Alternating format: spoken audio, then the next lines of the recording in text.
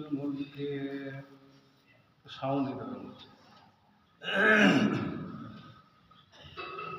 ولم يكن له ولي من الذل وكبره تكبيرا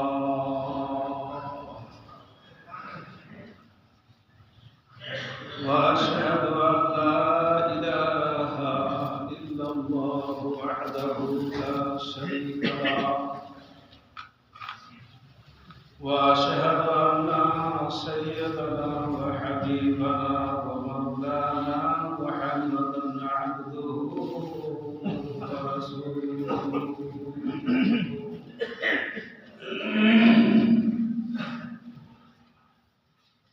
أما بعد أعوذ بالله من الشيطان الرجيم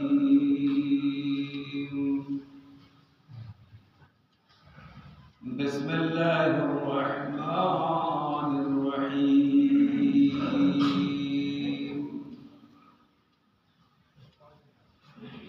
قاف والقرآن المجيد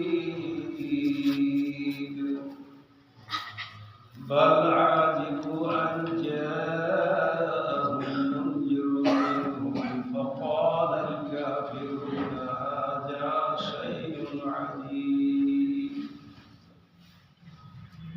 أئذا متنا وكنا ترابا ذلك رجع بعيد قد علمنا ما تنقص الأرض منهم وعندنا كتاب حفيظ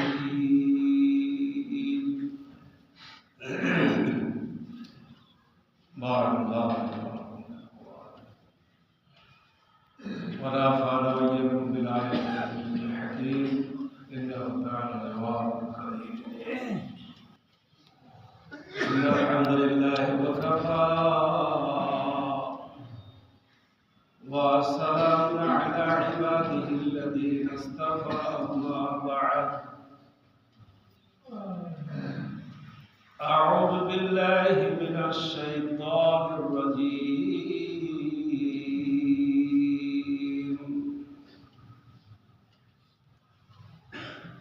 بسم الله الرحمن الرحيم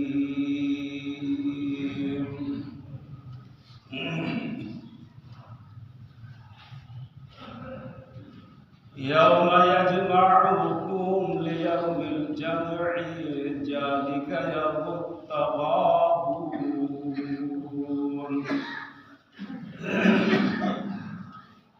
ومن يؤمن بالله ويعمل صالحا يكفر عنه سيئاته ويدخله جنة تجري من تحتها الأنهار خالدين فيها أبدا ذلك الفوز العظيم والذين كفروا وكذبوا بآياتنا أولئك أصحاب النار خالدين فيها وبئس المصير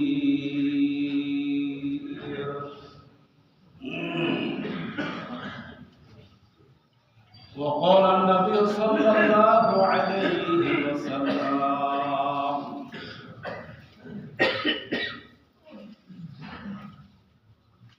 وعن ابن مسعود رضي الله تعالى عنه قال رسول الله صلى الله عليه وسلم ما تزال قدم عبد يوم القيامة حتى يسأل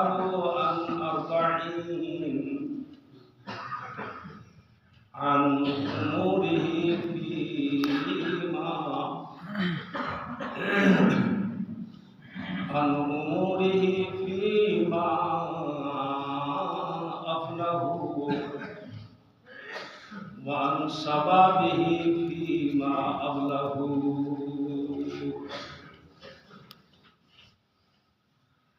وعن بعده من أين اكتسبه وفيما أنفقه وعن علمه ما جعل فيه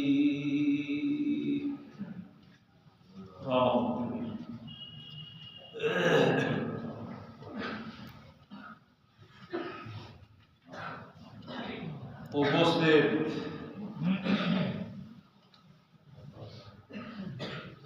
প্রাণপ্রিয় মুসল্লিবর্গ, সর্বাগ্রে সেই বিশ্ববিধাতা বিশ্বনিয়ন্তা মহান রব্বুল আলামিনের সংক্ষেপে শুকরিয়া জ্ঞাপন করছি। সকলেই পড়ুন আলহামদুলিল্লাহ। অতঃপর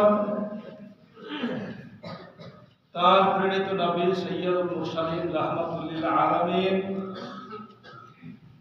পরের কান্ডারি মুহাম্মদুল্লাহ অনুপম রাসূল হযরত মুহাম্মদ মুস্তাফা আহমদ মুজতবা, সকলেই পড়ুন সাল্লাল্লাহু আলাইহি সাল্লামের প্রতি শত সহস্র দরুদ ও শান্তির ধারা অবতীর্ণ হোক। আল্লাহুম্মা সাল্লি আলাইহি আল্লাহুম্মা বারিক আলাইহি। প্রিয় উপস্থিতি, আপনাদের সম্মুখে মহান আল্লাহ রব্বুল আলামিনের নাজিলকৃত কিতাব আল কোরআনের মধ্য থেকে সূরা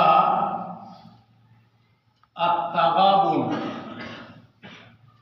28 পারা থেকে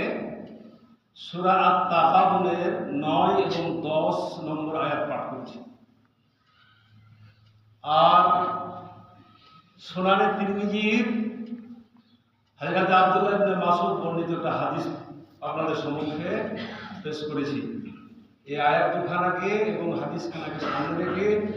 আজকের কিছু কথা আলোচনা করব ইনশাআল্লাহ রহমান। আল্লাহ তৌফিক দান করেন।